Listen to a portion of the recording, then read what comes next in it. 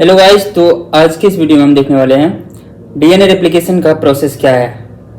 ठीक है, तो हमारे पास है एनसीईआरटी क्लास 12 बायोलॉजी और इसमें हम आज देखने वाले हैं ये जो डीएनए रेप्लिकेशन का प्रोसेस होता है वो क्या है। वाटसन एंड क्रिक ने जो डबल हेलिक्स मॉडल दिया था उसके बारे में थोड़े डिटेल से देखेंगे। फिर एक्चुअली इसका एक्सपेरिमेंटल प्रूफ क्या है, मतलब ये सेमी कंजर्वेटिव नेचर से वो क्या करता है ना, अपने आप को रेप्लिकेट करता है। ठीक है, जिसको मिशेल्सन एंड एस्थाल नाम के साइंटिस्ट ने एक्सपेरिमेंटली प्रूव किया था। बैक्टीरिया को एक कल्चर मीडियम में ग्रो किया, उन्होंने उस चीज को प्रूव किया और उसके बाद ये जो मशीनरी एंड एंजाइम्स होता है जो एक्चुअली डीएनए रेप्लिकेशन के प्रोसेस के लिए जरूरी होता है वो देखेंगे। और फाइनली इस वीडियो का हमारा यही टॉपिक है, तो ये कवर करने वाले हैं ये पोर्शन एंड दिस वन। ठीक है, इस डायग्राम से नीट में क्वेश्चन आया हुआ है, पहले जो एम्स का एग्जाम हुआ करता था ना उसमें भी आया हुआ है। ठीक है, तो चलो ज्यादा टाइम नहीं लेते हैं और स्क्रीन की तरफ चलते हैं। तो हम यहाँ पर आ गए हैं स्क्रीन पे और यहाँ से देखना शुरू करते हैं।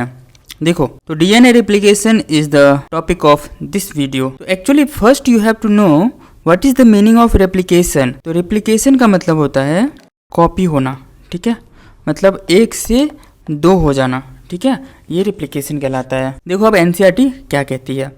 While proposing the double helical structure of DNA, Watson and Crick had immediately proposed a scheme for the replication of DNA.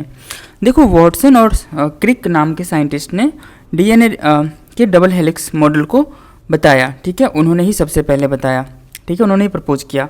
ठीक है, उसके जस्ट बाद ठीक है उन्होंने ये भी बताया कि actually how the DNA actually replicates, how they form their copies. ठीक है, to quote their original statement that is follows. मतलब उन्होंने उसके बाद ये स्टेटमेंट दिया। ये स्टेटमेंट तुम अच्छे से याद रखना, एग्जाम में हो सकता है ये स्टेटमेंट देके साइंटिस्ट का नाम ऑप्शन में देके वो पूछ सकते हैं कि एक्चुअली ये स्टेटमेंट किसने दिया। ठीक है, अब देखो इसका मतलब से पहले समझो यहाँ पर लिखा क्या है। It has not escaped our notice that a specific pairing we have postulated immediately suggest a possible copying mechanism for the genetic material. Watson और Crick 1953। मतलब it has not escaped our notice that the specific pairing we have postulated immediately suggest that the possible copying mechanism। मतलब कि जो इसमें base pairing का rule होता है ना वही मेन रिस्पॉन्सिबल होता है उसके कॉपिंग मैकेनिज्म के लिए और उसी के आधार पर उसका कॉपिंग भी होता है। जो नया स्ट्रैंड बनता है डीएनए के पुराने वाले स्ट्रैंड पे वो इसी कॉपिंग मैकेनिज्म बेस पेयरिंग के हिसाब से ही बनता है। ठीक है, तो you must have to know this and remember this statement who proposed Watson and Crick in 1953. The scheme suggested that the two strands would separate and act as a template for the synthesis of the new complementary strands। मतलब उन्होंने बताया ये जो main DNA होता है इसका दोनों strand एक दूसरे से क्या हो जाते हैं, सेपरेट हो जाते हैं और ये टेम्पलेट की तरह काम करते हैं और उस पर नए वाले स्ट्रैंड का फॉर्मेशन होता है। ये जो ब्लू कलर जो भी कलर का है ये नए वाले स्ट्रैंड का फॉर्मेशन होता है। ये जो रेड कलर का दिख रहा है ना ये वाला, ये टेम्पलेट स्ट्रैंड की तरह काम करता है। ठीक है, after the completion of the replication each DNA molecule would have a one parental and one newly synthesised strand. मतलब जब डीएनए रिप्लिकेट कर जाता है, इसका मतलब रिप्लिकेट वर्ड का मतलब समझो, जब एक डीएनए से दो डीएनए बन जाता है तो दोनों नए वाले डीएनए में एक एक स्ट्रैंड पुराने वाले डीएनए का होता है और एक एक स्ट्रैंड नए वाले डीएनए का होता है। अब देखो यहाँ पर इसका मतलब क्या है, पहले you have to know this. Suppose मैंने डीएनए को सीधा कर लिया तो it looks like a ladder, तो ये लैडर की तरह तुझे दिखेगा। लेकिन यही डीएनए जब रिप्लिकेट करेगा तो ये कैसा बनेगा, एक तो ऐसा रहेगा और दूसरा ऐसा रहेगा, दोनों को सेपरेट कर दिया। ठीक है, और इस पे जो नए वाले बनेंगे वो कुछ ऐसे होंगे। ठीक है, इस तरीके से क्लियर। और यहाँ पर बेस पेयरिंग हो जाएगा। बेस पेयरिंग का कोई कलर नहीं है, स्ट्रैंड के कलर से मतलब समझो। तो ये जो ये पुराने वाला था हमारा, ठीक है, उसको हम लोग बोलेंगे टेम्पलेट स्ट्रैंड। टेम्पलेट स्ट्रैंड, दो स्ट्रैंड होते हैं ना, तो ये है टेम्पलेट स्ट्रैंड हमारा। और ये जो नया वाला है, ये ब्लू वाला, ये हमारा है न्यूली सिंथेसाइज्ड स्ट्रैंड। ठीक है, ठीक है, न्यू वाला स्ट्रैंड। और ये दोनों डीएनए को हम लोग डाउटर डीएनए बोलते हैं। ठीक है, चलो देखो आगे क्या लिखा है। This scheme was termed as the semi conservative DNA replication. इस स्कीम को सेमी कंजर्वेटिव डीएनए रेप्लिकेशन कहते हैं। सेमी कंजर्वेटिव क्यों? सेमी मतलब आधा, कंजर्वेटिव मतलब कि पुराना वाला चीज़ आगे बढ़ा। ठीक है, तो इसके पास आधा ही है कैरेक्टर पुराने वाले का, इसके पास भी आधा ही है, मतलब ये जो पिंक कलर का है वही तो पुराना वाला रह गया ना। That is why it is called the semi conservative. मतलब जो भी न्यूली सिंथेसाइज्ड डीएनए होगा उसके पास आधा जो भी कैरेक्टर है वो पेरेंट वाला होगा। ठीक है, एक स्ट्रैंड पेरेंट वाला होगा, that is called the semi conservative. ठीक है, अब इसका एक्सपेरिमेंटल प्रूफ क्या है? ठीक है, तो दो साइंटिस्ट यहाँ पर भी आते हैं नए वाले और इसका एक्सपेरिमेंटल प्रूफ देते हैं। ठीक है, कि एक्चुअली वो प्रूफ करके दिखाते हैं कि डीएनए जो रिप्लिकेट होता है वो सेमी कंजर्वेटिवली कैसे होता है। ठीक है, तो let's see the experimental proof. It is now proven that the DNA replicates semi conservatively DNA वो रिप्लिकेट होता है, ये चीज़ पता चल चुका है। ठीक है, it was shown in the first E coli. मतलब अब ये जो प्रूफ किया गया उसके लिए जो बैक्टीरिया चूज किया गया था वो था हमारा ई कोलाई, इसी को बोलते हैं ई कोलाई। ठीक है, शॉर्ट में इस्चेरिचिया कोलाई होता है जिसको शॉर्ट में ई कोलाई कहते हैं। And subsequently in the higher organisms such as the plants and human cells. ठीक है, सारे ऑर्गेनिज्म में जो डीएनए रिप्लिकेट करते हैं, एक डीएनए से दो डीएनए बनते हैं, वो यही प्रोसेस को फॉलो करते हैं, दैट इज सेमी कंजर्वेटिव। ठीक है, अब यहाँ पर साइंटिस्ट है जिन्होंने प्रूव किया था ई कोलाई पे, वो है Matthew Meselson and Franklin Stahl. Perform the following experiment in 1958। देखो ईयर कुछ कुछ है वो तुम याद रखते जाओगे। 1953 में वाटसन और क्रिक ने डबल हेलिकल मॉडल को प्रपोज किया। 1958 में ठीक है मिशेल्सन और स्थाल ने semi conservative nature of DNA को प्रूव किया था ई कोलाई बैक्टीरिया पे। ठीक है, अब देखो उन्होंने दो स्टेज में हमको बताया कि तीन स्टेज में उन्होंने बताया कि कैसे कैसे क्या करेंगे। तो देखो दे ग्रू मतलब उन्होंने ग्रो किया ई कोलाई को एक मीडियम में जिसका नाम था अमोनियम क्लोराइड। ठीक है, यहाँ पर दो तरह का अमोनियम लेते हैं, एक होगा एन का आइसोटोप है 15 और एक है हमारा एन का आइसोटोप नाइट्रोजन का 14। ठीक है, ये हेवी आइसोटोप है और ये हेवी आइसोटोप नहीं है। ठीक है, ये हेवी आइसोटोप है। ठीक है, और ये लाइट वेट का होगा, देखने से ही लग रहा है इसका मॉलिक्यूलर वेट 14 है और इसका मॉलिक्यूलर वेट 15 है। क्लियर, ये 15 वाले हैं, तो ये हेवी आइसोटोप है। ध्यान रखना यहाँ पर जो नाइट्रोजन का आइसोटोप लेते हैं वो कोई रेडियो एक्टिव नहीं होता है, इसको उन्होंने अच्छे से यहाँ पर मेंशन भी किया हुआ था। This is not the radio active isotope but this is the heavy isotope nitrogen 15। ठीक है, और ये लाइट है। क्लियर, देखो तो जो सोल्यूशन लिया गया था वो था अमोनियम क्लोराइड जिसमें बैक्टीरिया को ग्रो किया गया। N15 is the heavy isotope of nitrogen as the only nitrogen source of the many generations. ठीक है, इसी को बहुत सारे जनरेशन तक रखा गया उस मीडियम के अंदर। The result was the N15 was incorporated into the newly synthesised DNA. अब इसका रिजल्ट ये हुआ कि ये जो नया वाला डीएनए बन रहा था वहाँ पर उसके अंदर N15 आना स्टार्ट हो गया। ठीक है, नया जो डीएनए बना उसके अंदर वहाँ पर 15 मतलब N15 आ गया हेवी आइसोटोप। ठीक है, as well as the another nitrogen containing compounds, मतलब उस बैक्टीरिया के अंदर जो भी बायोमोलिक्यूल्स है उसके अंदर जितने भी कंपाउंड में नाइट्रोजन पाए जाते हैं सारे में वो हेवी नाइट्रोजन देखने को मिला। ठीक है, this heavy DNA molecule could be distinguished from the normal DNA by the centrifugation in the cesium chloride। ठीक है, अब ये चीज़ पता करने के लिए कि कौन सा हेवी वाला है और कौन सा हेवी वाला नहीं है, उसके लिए उन्होंने सेंट्रीफ्यूगेशन का काम किया। लास्ट वीडियो अगर तुमने देखा होगा तो मैंने वहाँ पर सेंट्रीफ्यूगेशन मशीन के बारे में बताया था, वहाँ पर पिक्चर भी दिखाया था। तो वो जो सेंट्रीफ्यूगेशन मशीन होता है उसमें यहाँ पर इन्होंने लिया सीजियम क्लोराइड। ठीक है, फिर उसमें बैक्टीरिया को डाला और वो हेवी नाइट्रोजन वाले बैक्टीरिया को सेपरेट कर लिया। डेंसिटी ग्रेडियंट पे ये काम करता है। एक चीज़ का ध्यान रखना, please note that N15 is not the radio active isotope. मैंने पहले ही बता दिया, this one is not the radio active but this is the heavy isotope. ठीक है, and it can be separated from N14 only based on the densities. मतलब N14 को N15 से बस डेंसिटी के आधार पर ही अलग किया जा सकता है, otherwise it is not possible to separate. Clear, first हमारा यहाँ तक था पॉइंट। ठीक है, जिसमें उन्होंने N15 वाले मीडियम में ग्रो किया। ठीक है। दो कंपाउंड याद रखना, मीडियम का जो कंपाउंड लिया गया था वो अमोनियम क्लोराइड था, और वहाँ पर जो सेंट्रीफ्यूगेशन के लिए यूज़ किया उन्होंने सीजियम क्लोराइड था, ठीक है। उसके बाद क्या होता है सेकेंड पॉइंट में, then they transfer the cells into the medium with the normal N14 मतलब NH4Cl। अब उसके बाद क्या किया, ये जो N15 वाला था ना, जितने भी सारे DNA वाले ग्रो किए थे बैक्टीरिया, सबको ट्रांसफ़र कर दिया गया N14 वाले मीडियम में, ठीक है। मतलब उन्होंने दूसरा मीडियम ऐसे तैयार किया, क्लियर।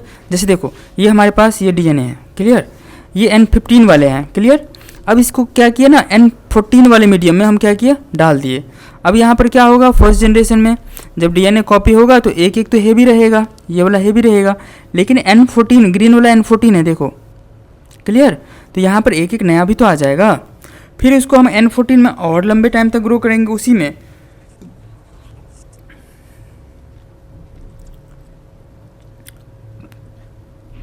N14 में ही आगे ग्रो करेंगे। तो ये क्या होगा, हमारे पास तो दो ही स्ट्रैंड था ना हेवी, तो ये दो स्ट्रैंड तो रहेगा ही, लेकिन बाद बाकी सारा का सारा हमको देखने को मिलेगा N14 वाले। तो अब देखो जब दो जनरेशन बीता तो सेकेंड जनरेशन के बाद में हमें तो कुछ ऐसे स्ट्रैंड मिले जिसमें केवल और केवल N14 ही थे, ठीक है, जैसे कि ये ऊपर वाले, और कुछ हमें हाइब्रिड DNA देखने को मिला था। लेकिन फर्स्ट जनरेशन में सारे के सारे हाइब्रिड देखने को मिला था, ठीक है, क्लियर। अब देखो ये जो मशीन होता है ना वो सेंट्रीफ्यूगेशन वाला, उसमें ऐसा रहता है, क्लियर। तो इसमें कुछ ऐसा देखने को मिला आफ्टर सेंट्रीफ्यूगेशन, ठीक है। कंफ्यूज मत होना, नेट पे सर्च करोगे तुरंत पता चल जाएगा, ठीक है। मैं दिखा दूँ क्या सेंट्रीफ्यूगेशन मशीन कैसा होता है।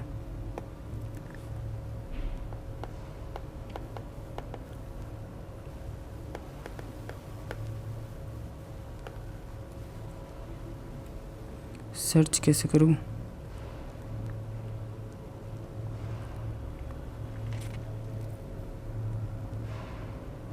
इंटरनेट भी तो देना पड़ेगा इसको।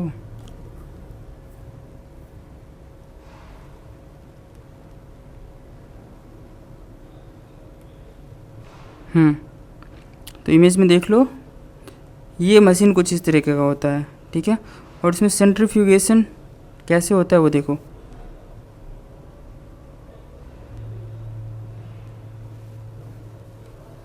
ठीक है। ये ऐसे, ये देख रहे हो, इस तरीके का होता है।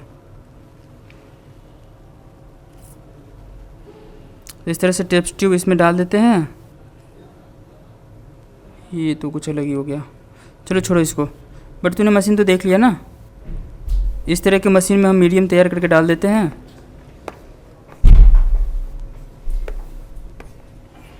और फिर इसको सेंट्रीफ्यूज करते हैं। इसको हटाओ, फालतू आ गया, छोटा करके साइड में रख दो, ठीक है। चलो आगे देखते हैं, क्लियर। आगे है and took the sample at the various indefinite time intervals as the cells multiplied. उसके बाद सेल जैसे जैसे मल्टीप्लाई करता जाएगा हम अलग अलग सैंपल लेते जाएंगे। And extract the DNA that remained as the double standard helices, मतलब उस DNA को सेपरेट करते जाएंगे जिसके पास डबल हेलिक्स होगा। The various samples were separated independently on the caesium fluoride gradients to measure the densities of the DNA। फिर उसके बाद हमें वेरियस सैंपल देखने को मिला जब उसको हम सेपरेट किए सीजियम फ्लोराइड मशीन के सॉल्यूशन में डाल के सेंट्रीफ्यूगेशन किए, तो ठीक है।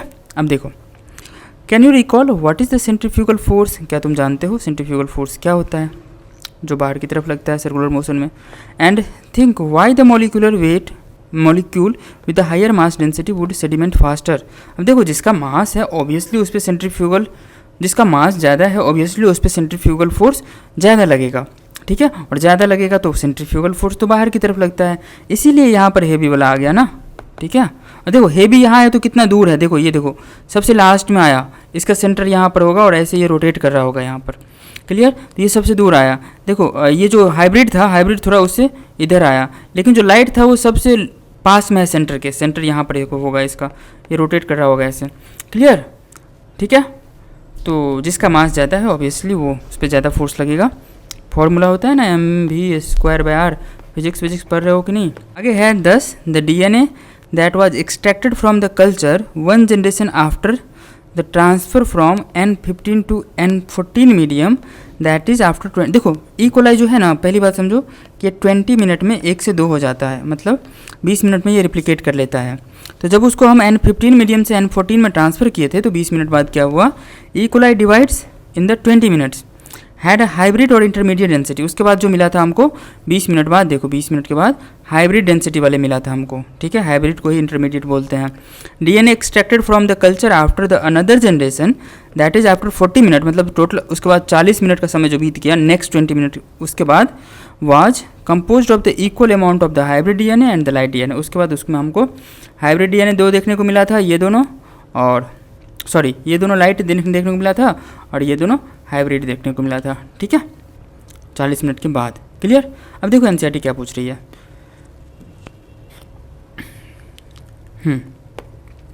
If E coli was allowed to grow for the 80 minute, ठीक है, उसको 80 मिनट तक ग्रो करने के लिए दिया जाए, then what would be the proportion of the light hybrid densities of the DNA molecule, ठीक है, लाइट एंड हाइब्रिड डेंसिटीज। पहली बात है अभी तो मिलेगा नहीं, तो हम यहाँ पर क्या करते हैं ना, तुमको अच्छे से बताते हैं, चलो ध्यान से सुनो। I have to add the page first, ठीक है, हमने पेज ऐड कर लिया है। और देखो ये हमारे पास क्या है, एक डीएनए मॉलिक्यूल है, ठीक है, जो कि ऑलरेडी ये 3' होगा तो ये 5' होगा, ये 5' होगा तो 3' होगा, एंटी पैरेलल में होता है। जब 20 मिनट बीतेगा, 20 मिनट बीतेगा, ठीक है, तो 2 डीएनए का स्ट्रैंड अलग हो जाएगा और इस पर नया वाला कॉपी बन जाएगा ऐसे। क्लियर। इसका भी पैरेलल कर दो, इसको भी कर दो, ठीक है। तो इसमें हाइब्रिड मिले हैं सारे, 100% हाइब्रिड है, ठीक है। तो इसको अलग अलग है तो हाइब्रिड ही तो बोलोगे, ठीक है। फिर से 20 मिनट बीता, आफ्टर 20 मिनट हमारा मीडियम क्या है, मीडियम है हमारा N14 वाला, ठीक है, N14 हमारा ब्लू कलर से है और ये क्या था, M15 वाला में था ये डीएनए, ठीक है। अब देखो हमारे पास क्या है, ध्यान से सुनो। तो जो पेरेंट में रहेगा 2 तो वो तो आ ही जाएगा, क्लियर, तो 2 तो यहाँ पर बना ही दो, क्लियर। अब बाद बाकी 2 से 4 बनेगा, ये ध्यान से समझो, ठीक है। तो 2 डीएनए से 4 डीएनए बनेंगे, तो इससे तो हमारा ये बन जाएगा ऐसे करके, क्लियर। इसको मैं ऐसे नहीं लिखते हैं, गड़बड़ हो जाएगा, क्लियर। ये हो गया, ठीक है। अब देखो उसके बाद क्या होगा, नया वाला हो जाएगा, ठीक है, 4 बन जाएगा, ये भी होगा। 20 मिनट बाद हमको ऐसा देखने को मिला था, ठीक है। जब नेक्स्ट 20 बीतेगा तो हमको ऐसा देखने को मिलेगा, ठीक है। अरे बाप रे, इतना सारा डीएनए बनाना पड़ेगा, बट कोई बात नहीं, मैं बनाऊंगा यहाँ पे। इसके बाद भी 20 मिनट बीतेगा, ठीक। तो मैं इसको शॉर्ट में बना देता हूँ, 2 डीएनए यहाँ पर बना दिया। पहली बात यहाँ पर 1 2 3 4 है, तो ये 2 हमारा तो ऐसे ही रहेगा। उसके बाद 1 2 तो इसका भी मतलब 8 को बनाना है, ठीक है। तो मैं बना देता हूँ, ठीक है। तुम ये बना के ट्राई करोगे ना तब ज़्यादा बेटर से समझ में आएगा, ठीक है। तो 8 बन गया हमारे पास, क्लियर। उसके बाद जब 20 मिनट चेंज होगा ना, क्लियर, तो जब उसके बाद वाला 20 मिनट होगा ना तो ये तो ऐसा ही रह जाएगा। अब देखो 8 से 16 हो जाएगा हमारे पास, 1 2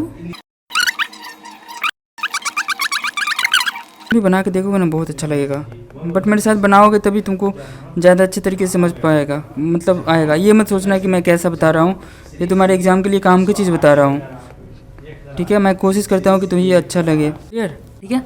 अब देखो हमारे पास क्या है कि ये 16 हमारे पास बन चुके हैं टोटल। एक और पेज ऐड कर लेते हैं, क्लियर। हाँ देखो टोटल यहाँ पर देखो हमारे पास फर्स्ट में क्या था, 1 डीएनए था, 1 से 2 डीएनए बना, 2 से 4 डीएनए बना, 4 से 8 डीएनए बना इसमें, और 8 से हमारा 16 डीएनए बना।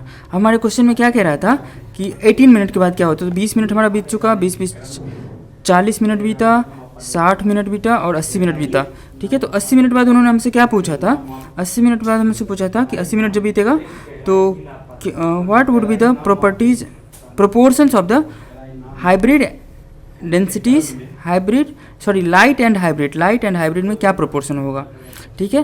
तो लाइट और हाइब्रिड, तो लाइट हमारे पास कितने हैं, ठीक है, काउंट करो, 1 2 3 4 5 6 7 8 9 10 11 12 13 14 हमारे पास लाइट है, और ये भी हाइब्रिड 2 है हमारे पास, ठीक है, 2। तो इसको काटोगे तो 1 7:1 आएगा हमारा आंसर। क्लियर? तो आई होप ये तुमको समझ में आया होगा। और एनसीईआरटी में जो जो क्वेश्चन पूछी जाती है उसे इसी तरीके से सॉल्व करने का प्रयास करना है, ठीक है। Experiments involving the use of the radio active thymine to the detect the distribution of the newly synthesise DNA in the chromosome was performed on the VCF-HAVA। मतलब ये एक्सपेरिमेंट तो हमारा यहाँ तक खत्म हो गया, ठीक है। लेकिन इसी तरह का एक्सपेरिमेंट एक और किया गया था VCF-HAVA प्लांट पे, ठीक है। VCF-HAVA प्लांट पे किया गया था। वो क्रोमोसोम जो रिप्लिकेट होता है ना, उसको समझाने के लिए किया गया था, ठीक है, बाय टॉयलर। साइंटिस्ट का नाम याद रखना, TAYLOR, ठीक है। आगे देखना, एंड कलीग्स इन 1958, 1958 में भी ये भी हुआ था। और इस एक्सपेरिमेंट से हमें ये पता चला कि this experiment prove that the DNA in chromosome also replicate semi conservatively. मतलब क्रोमोसोम जो होता है ना, chromosome DNA in chromosome also replicate semi conservatively.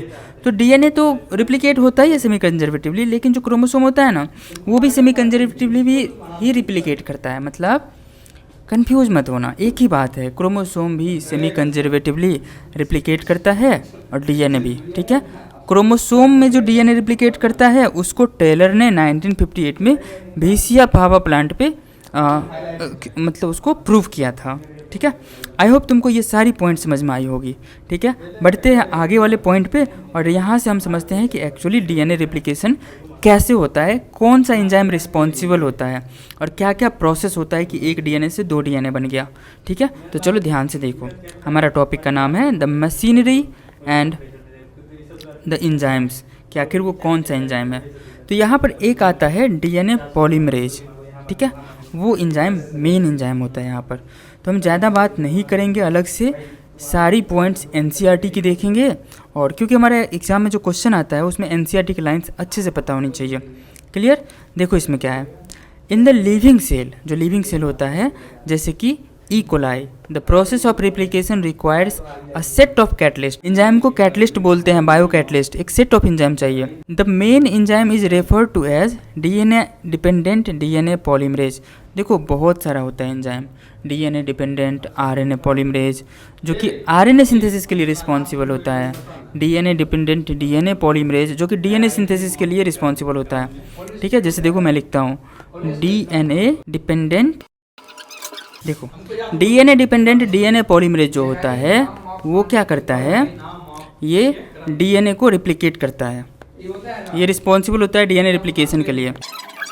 अब उसके बाद RNA फॉर्मेशन के लिए क्या रिस्पॉन्सिबल होता है, तो देखो वो एंजाइम होता है DNA डिपेंडेंट RNA पॉलीमरेज, वो होता है DNA डिपेंडेंट RNA पॉलीमरेज, जो कि करता है ट्रांसक्रिप्शन। ओके चलो, तो आई होप तुमको ये समझ में आया होगा। देखो ध्यान से, अब आगे क्या कह रहा है, since it used as a DNA template, DNA को टेम्पलेट की तरह काम करता है वो, DNA टेम्पलेट की तरह, to catalyse the polymerisation of the deoxyribonucleotides. वहाँ पर बहुत सारे डीऑक्सीराइबोन्यूक्लियोटाइड्स होते हैं, जो फ्रेगमेंट होंगे ना DNA के, ये जो न्यूक्लियोटाइड होंगे ना, एक्चुअली देखो DNA पॉलीन्यूक्लियोटाइड होते हैं, ठीक है, क्लियर। और उसका जो फ्रेगमेंट होगा ना वो न्यूक्लियोटाइड होगा ना। न्यूक्लियोटाइड जो होता है, उस न्यूक्लियोटाइड के अंदर ये जो शुगर है, अगर राइबोज शुगर है तो राइबो न्यूक्लियोटाइड होगा, क्लियर। तो एक एक करके राइबो न्यूक्लियोटाइड आते जाएगा, एक एक करके आते जाएगा, एक एक करके आते जाएगा और जुड़ते जाएगा, ठीक है, इस तरीके से, क्लियर। और ये पता कैसे चलेगा, तो उसके लिए ऑलरेडी यहाँ पर पहले से बहुत सारा रहता है, क्लियर। क्या रहता है, पुराना वाला टेम्पलेट स्टैंड रहेगा तभी तो सामने से बनते जाएगा ना, इस तरीके से। और ये सबको करवाएगा कौन, एंजाइम करवाएगा, DNA पॉलीमरेज एंजाइम, ठीक है। These enzymes are highly efficient enzymes, ये एंजाइम काफ़ी इफिशियंट होता है, बहुत अच्छा होता है काम करने में। As they have to catalyse the polymerisation of the large number of the nucleotides in a very short time. ऐसा इसीलिए होता है क्योंकि ये बहुत ज़्यादा नंबर में न्यूक्लियोटाइड्स को काफ़ी कम समय में पॉलीमराइज कर देता है, मतलब जोड़ देता है। E. coli के अंदर जो बेस पेयर होते हैं वो 4.6 × 10⁶ बेस पेयर होते हैं। Compare it with the human whose diploid, देखो ह्यूमन के कंपेयर में ये बहुत कम है, जो कम है, ठीक है। 4.6 × 10⁶ बेस पेयर है, ठीक है। 6.6 × 10⁹ बेस पेयर, ठीक है, ये ह्यूमन में होता है। और 4.6 × 10, मैं फिर से बोलता हूँ, clear. 4.6 into 10⁶ base pair E coli में होता है, और ह्यूमन में जो होता है 6 डिप्लॉयड कंटेंट में एनसीईआरटी में लिखा हुआ है 3.3 इंटू 10⁹ तो कंफ्यूज मत होना, ये हैप्लॉइड कंटेंट का डीएनए है, लेकिन हैप्लॉइड मतलब आधा और डिप्लॉयड मतलब पूरा फुल। जो टोटल अमाउंट ऑफ डीएनए है वो है 6.6 इंटू 10⁹ बेस पेयर। ठीक है। Complete the process of replication with in the 18 minutes. ठीक है। ये इकोलाई के बारे में बता रहा है कि 18 मिनट के अंदर ये डीएनए का पॉलीमराइजेशन का प्रोसेस कंप्लीट हो जाता है। That means the average rate of the polymerisation has to be approximately 2000 base pair per second. मतलब 1 सेकेंड के अंदर वो जो डीएनए को पॉलीमराइज करने का जो एंजाइम है डीएनए पॉलीमरेज, वो 2000 बेस पेयर पर सेकेंड करता है। ठीक है। Not only do these polymerase have to be fast, मतलब ये फास्ट ही नहीं होता, but they also have the catalyse to the reactions with a high degree of accuracy. मतलब फास्ट तो होता ही है, प्लस में वो एक्यूरेसी के साथ काम करता है। ये पूरा फुल एक्यूरेसी मतलब सही करेगा सब कुछ। ठीक है। गलत होने के चांसेस बहुत कम होते हैं इनमें। ठीक है। Any mistake during the replication would result into the mutation. अब थोड़ा भी अगर बदलाव हो गया, चेंज हो गया, गलती हो गई डीएनए के रिप्लिकेशन में, तो वहाँ पर वो म्यूटेशन कॉज कर देगा। म्यूटेशन का मतलब क्या है?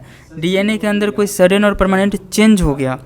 अब डीएनए के अंदर चेंज होगा तो आरएनए के अंदर चेंज होगा, आरएनए चेंज होगा तो प्रोटीन चेंज हो जाएगा, प्रोटीन चेंज होगा तो इससे उसका एक्सप्रेशन चेंज हो जाएगा, फंक्शन अलग हो जाएगा।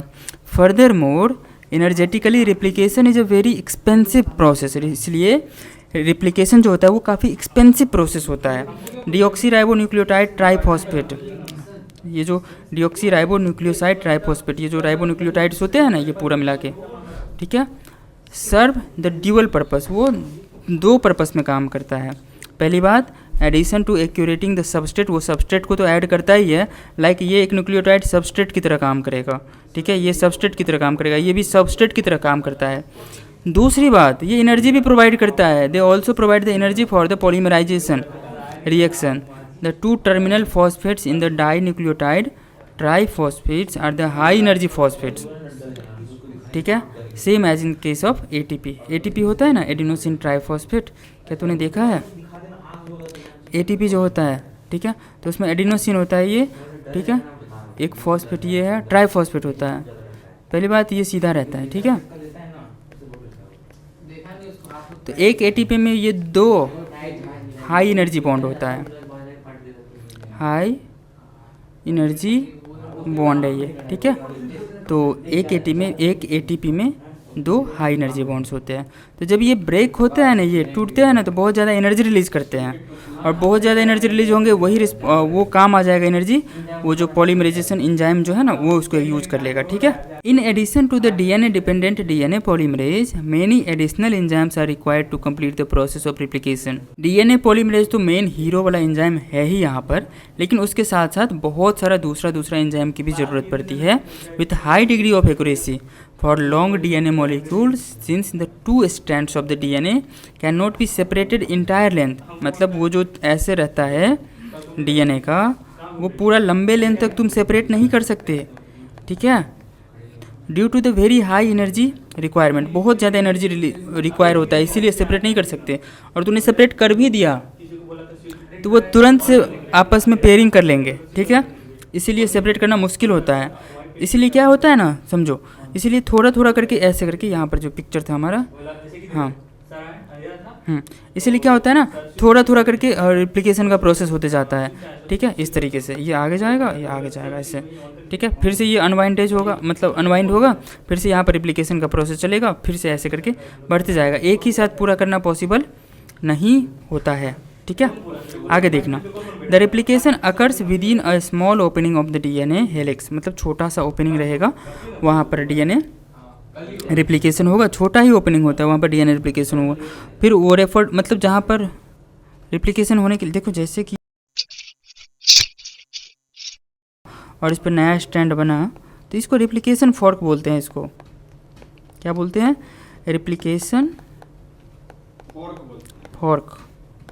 क्लियर? एक सेगमेंट में 2 फॉर्क है। ये इस तरीके का होता है। ठीक है। अब देखो रिप्लिकेशन फॉर्क बन चुका है यहाँ पर। The DNA dependent DNA polymerase catalyses the polymerisation only. अब देखो ये जो DNA dependent DNA polymerase enzyme है वो जो कैटलाइजेशन का प्रोसेस करता है, पॉलीमराइजेशन का प्रोसेस करता है, वो यूनि डायरेक्शन में करता है, सिंगल डायरेक्शन में करता है। उसका डायरेक्शन होता है 5' to 3'। You must have to remember this because it is very important for you, clear to know 5' to 3'। This creates some additional complication at the replicating fork. मतलब ये अब देखो ये प्रॉब्लम क्रिएट कर दिया। ये जो 5' से 3' करता है ना, तो ये थोड़ा प्रॉब्लम क्रिएट कर देता है। किसके लिए? डीएनए के लिए, रिप्लिकेशन के लिए। देखो क्या है वो समझते हैं। On one strand the template with polarity 3' to 5'। जो 3' 5' है ना, उस पर तो सीक्वेंस में होगा, बिल्कुल सीक्वेंस में कंटिन्यूस होगा, ठीक है। अब देखो यहाँ पर तुझे बता रहा हूँ मैं, ये है रिप्लिकेशन फॉर्क, क्लियर। अब जो 3' to 5' ऐसे है उसके लिए तो बहुत अच्छा है, एकदम सीधे ऐसे करके वो आगे जाते जाएगा। लेकिन जो 5' to 3' है, यहाँ पर तो अंदर से करना पड़ेगा। इतना हुआ, फिर जाके ये जो पूरा और खुलेगा, ठीक है, तो फिर इसमें इतना बनेगा, फिर इसमें इतना बनेगा। लेकिन इसका क्या है, इसका पूरा सीधा ऐसे जाते जाएगा, क्लियर। तो इस पर डिसकंटिन्यूस सिंथेसिस होता है, इस पर कंटिन्यूस सिंथेसिस होता है, क्लियर। याद रखना, जो 3' to 5' है उस पर कंटिन्यूस होगा, और जो 5' to 3' है उस पर डिसकंटिन्यूस होगा। और जो इंजाइम के काम करने का डायरेक्शन है वो है 5' to 3', ठीक है। चलो आगे बढ़ते हैं, ठीक है। तो जिसका पोलरिटी 5' to 3' होता है, इट इज़ डिसकंटिन्यूस। 5' to 3' वाले स्ट्रैंड पे डिसकंटिन्यूस होता है। The continuously synthesized fragments are later joined by the enzyme DNA ligase। अब ये जो हमारे पास DNA है, इसको जो जोड़ने का काम करेगा, यहाँ पर आएगा DNA ligase, जोड़ देगा इसको, और फिर ये पूरा स्ट्रैंड सीधा ऐसा दिखेगा, क्लियर। तो DNA ligase एंजाइम जो होता है ना, वो उसको क्या करता है, लाइगेज LIGASE, ये एंजाइम क्या करता है, इसको जोड़ने का काम करता है। It helps us to ligate the fragments of the DNA, newly synthesized DNA. The DNA polymerase on their own cannot initiate the process of replication। ये जो DNA polymerase होता है वो अकेला DNA replication के प्रोसेस को स्टार्ट नहीं कर सकता है। Also the replication does not initiate randomly at the any place in the DNA। और ये भी नहीं है कि DNA में कहीं से भी replication स्टार्ट हो गया, ऐसा नहीं होता। DNA में एक स्पेसिफिक पॉइंट होता है जहाँ से DNA रिप्लिकेशन होना स्टार्ट होता है। इसको हम लोग बोलते हैं ओरिजिन ऑफ रिप्लिकेशन, ठीक है। उसको ओरिजिन ऑफ रिप्लिकेशन के नाम से जानते हैं, क्लियर। जहाँ से DNA के अंदर स्टार्ट होता है replication. There is a definite region in the E coli DNA where the replication originates, ठीक है। Such regions are termed as the origin of replication. You must have to learn this one, origin of replication, जहाँ से replication का origin हुआ, ठीक है। It is because of the requirement of the origin of replication that piece DNA if needed to be propagated during the recombinant DNA procedures required as a vector। These vector provide the origin of replication। क्या कहा, वो समझ में नहीं आया क्या? मुझे भी नहीं आया, चलो देखते हैं। इट इज़ बिकॉज मतलब रिप्लिकेशन के लिए ओरिजिन ऑफ रिप्लिकेशन क्यों जरूरी है? इट इज़ बिकॉज ऐसा इसलिए होता है क्योंकि requirement of the origin of replication that the piece of DNA needed to be the propagated during the recombinant DNA procedure. ये जो रिकम्बिनेंट DNA का प्रोसीजर पढ़ते हैं बायोटेक्नोलॉजी के अंदर, उसमें तो ये DNA रिप्लिकेशन स्टार्ट करने के प्रोसेस के लिए बहुत ज़रूरी होता है, ठीक है। Required as a vector, vector के बारे में तुम वहाँ पर पढ़ोगे। The vectors provide the origin of replication. ये जो वेक्टर होता है ना, वेक्टर, वो ओरिजिन ऑफ रिप्लिकेशन को प्रोवाइड करता है। ये बायोटेक्नोलॉजी का चीज़ है, वहाँ पर ज़्यादा बेटर में समझ में आएगा। मैं यहाँ पर छोटे में तुमको बता देता हूँ कि जैसे कोई वेक्टर है, वेक्टर का मतलब जिसके अंदर तूने DNA डाला और वो उसको क्या कर दे रहा है, रिप्लिकेट कर दे रहा है। मतलब वेक्टर मतलब कोई ऑर्गेनिज्म है जिसके अंदर तुम कोई अपना डिजायर्ड DNA जो प्रोटीन सिंथेसिस करती है उसको डाल दिया। अब तुम्हारा DNA भी इसमें आगे क्या होगा, रिप्लिकेट करेगा। तो तुम्हारे DNA को रिप्लिकेट कौन किया है, ये वेक्टर का DNA। और यहाँ पर वेक्टर के DNA के पास ओरिजिन ऑफ रिप्लिकेशन होता है। तुम्हारे DNA में ओरिजिन ऑफ रिप्लिकेशन है तो यहाँ पर काम नहीं करेगा, क्लियर। आगे देखो further, not every detail of the replication is understood well. अभी तक में ये पूरा अच्छे से नहीं पता है कि एक्चुअली कैसे प्रोसेस होता है, बट थोड़ा थोड़ा हम जानते हैं जितना हमने देखा। In eukaryotes the replication of the DNA take place in the S phase. हाँ, ये तो पढ़ा होगा ना सेल साइकिल में, एस फेज में डीएनए का रिप्लिकेशन होता है of the cell cycle. The replication of the DNA and the cell division cycle should be highly coordinated. ये जो रिप्लिकेशन का प्रोसेस होता है ना, वो हाईली कोऑर्डिनेटेड वे में होता है, ठीक है, बहुत ही एक्यूरेसी के साथ होता है, एक सीक्वेंस के बाद दूसरा ही आएगा, ठीक है, काफ़ी कोऑर्डिनेटेड वे में होता है। A failure in the cell division after the DNA replication result into the polyploidy. मतलब डीएनए रिप्लिकेट कर चुका है, एक डीएनए से 2 डीएनए हो चुका है और एक सेल से 2 सेल नहीं बना, ठीक है, तो उस कंडीशन में उसी में तो डबल डीएनए बन गया ना, तो ये पॉलीप्लॉइडी क्रिएट कर देता है, ठीक है, जिसमें एक से ज़्यादा क्रोमोसोम हो गया, तो उसको क्रोमोसोमल एनोमेली बोलते हैं। You will learn the detail nature of origin and procedure occurring at the site in the higher classes, जो कि तुम समझो अभी नहीं पढ़ोगे, मेडिकल के अंदर कॉलेज के अंदर पहुंच जाओगे, ये सब तब देखने को मिलेगा तुझे। आई होप तुझे ये एनसीईआरटी के अकॉर्डिंग ये डीएनए रिप्लिकेशन तुझे समझ में आया होगा, और इतना ही पढ़ना है, तो इसको बार बार पढ़ के इसमें जो हाईलाइटेड टर्म है उसको देख करके अच्छे से याद कर ले। तो जैसे ओरिजिन ऑफ रिप्लिकेशन क्या होता है, जहाँ से रिप्लिकेशन स्टार्ट होता है, लाइगेज क्या करता है, लाइगेज एंजाइम को फ्रेगमेंट ऑफ डीएनए को अटैच करता है, जोड़ता है। फॉर्क क्या होता है, जो टेम्पलेट स्टैंड होता है जिस पर नया डीएनए सिंथेसाइज होता है उसको बोलते हैं, ठीक है। एटीपी एनर्जी का सोर्स क्या होता है, तो डीऑक्सीराइबोज और ट्राईफॉस्फेट जो होता है यहाँ पर वो काम करता है। तो ये सब तुझे अच्छे से याद होनी चाहिए, और जितना मैंने लिखा है वो सबको अपने एनसीईआरटी के अंदर हाईलाइट कर लो। क्लियर? तो आई होप तुझे ये वीडियो समझ में आया होगा, डीएनए रिप्लिकेशन का प्रोसेस एनसीईआरटी के अकॉर्डिंग, ठीक है। तो इसको बार बार रीड करो और इस पे बेस्ड एमसीक्यू जो मल्टीपल चॉइस क्वेश्चन होते हैं उसको सॉल्व करो, और PYQ भी सॉल्व कर लेना। तो वीडियो को यहाँ तक देखा, थैंक यू वेरी मच, और अपने दोस्तों के साथ शेयर करना, और अगर वीडियो पसंद आई तो चैनल को सब्सक्राइब कर लेना।